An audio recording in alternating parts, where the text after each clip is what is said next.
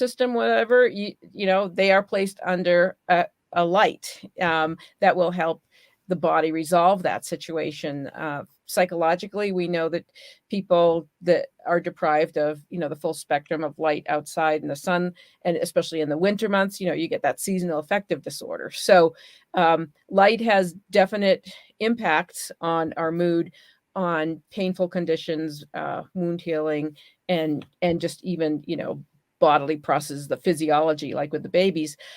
So the spectrum of light is like visible and non-visible, and it's technically in this electromagnetic radiation kind of just range of wavelengths, and you can go from like microwaves, like your microwave oven that is along this line, and then the ultraviolet in the sun, so ionizing and non-ionizing, so there's more dangerous and less dangerous types of light.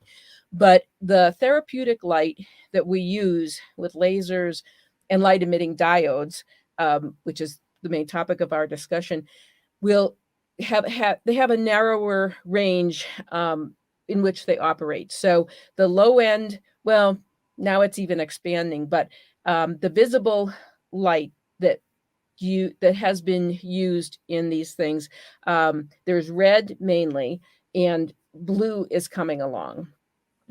And so that's in like the whole rainbow. Like when we see rainbow, like sun hitting a crystal sun catcher, whatever, and it makes the rainbow. That's like that tiny rainbow of visible light spectrum, from which you could apply that to the skin and get various physiologic reactions or bodily reactions. But the most common ones used therapeutically are red.